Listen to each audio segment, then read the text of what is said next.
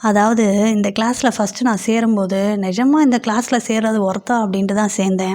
சேர்ந்ததுக்கப்புறம் தான் தெரியுது எவ்வளோ ஒர்த்துன்னு. ஏன்னா பல ஏஜ் குரூப்பில் இங்கே வந்து இருக்காங்க.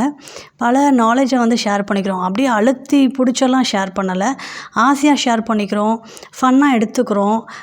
அது ரொம்ப நல்லா இருக்குது அந்த நாலேஜ் ஷேரிங்கிறது. சரி, இன்றைக்குரிய டாபிக் வருமா? இன்றைக்கி என்ன கற்றுக்கிட்டோம் அப்படின்னா, கூகுள் அனலிட்டிக்ஸும் சர்ச் கன்சோலும் கற்றுக்கிட்டோம். அது என்ன அப்படின்னா, ஒரு எக்ஸாம்பிளுக்கு சொல்கிறேன்னா, ஒரு சேனல் வச்சுருக்கேன் இன்ஸ்டாகிராமில், ஹோம் வைப்ஸ்ன்னு சொல்லிட்டு முருகர் சேனல். டெய்லி இப்போ வரைக்குமே 390 டேஸ்க்கு தொடர்ந்து நான் வீடியோ போட்டிருக்கேன். சரியான க்ரோத் அதில். பட் இந்த ஒரு 2 வாரமாக இந்த கிளாஸ் அட்டன் பண்ணுறதுனால என்னாச்சுன்னா, கன்சிஸ்டண்ட்டாக என்னால் போட முடியல.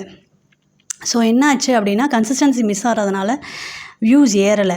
ஆல்மோஸ்ட் ஒரு நாளைக்கு 10 மில்லியன் வியூஸ் வந்துட்டு இருந்த இடத்துல 4 மில்லியன் ஆச்சு. இன்றைக்கி பார்த்திங்கன்னா 1.5 தான் இருந்ததுன்னு நினைக்கிறேன். 2 மில்லியன் வியூ தான் இருந்தது. ஸோ கன்சிஸ்டண்ட்டாக போட முடியலையே, ஒரு நல்ல சேனல் க்ரோ ஆகிட்டு இருக்கும்போது இப்படி இருக்கேன்னு யோசிச்சுட்டு இருக்கும்போது தான் இன்றைக்கி ஒரு லெசன் கிளாஸில் நடந்தது. என்ன அப்படின்னா, பஃபரிங்னு சொல்லிட்டு, அதாவது நிறைய போஸ்ட்டை வந்து நம்ம க்ரியேட் பண்ணிவிட்டு எல்லா பிளாட்ஃபார்ம்லேயும் அட் அ டைமில் வந்து நம்ம போஸ்ட் பண்ணிடலாம். Maybe ½ an hour to 1 hour ஆகும், அவ்வளவுதான். அப்போ ஒரு 30 டேஸோட கண்டென்ட்டை வந்து நம்ம ரெடி பண்ணிவிட்டு ஒரே நாள் உட்காந்து ஒரு மணி நேரம் ஒரு டைம் ஸ்பெண்ட் பண்ணி கடன்னு எல்லாத்தையும் போஸ்ட் பண்ணிட்டோம் அப்படின்னா, ஆன்லைன் போஸ்டிங் வேலை எல்லாம் முடிஞ்சிடும் அந்த 1 மணி நேரத்தில்.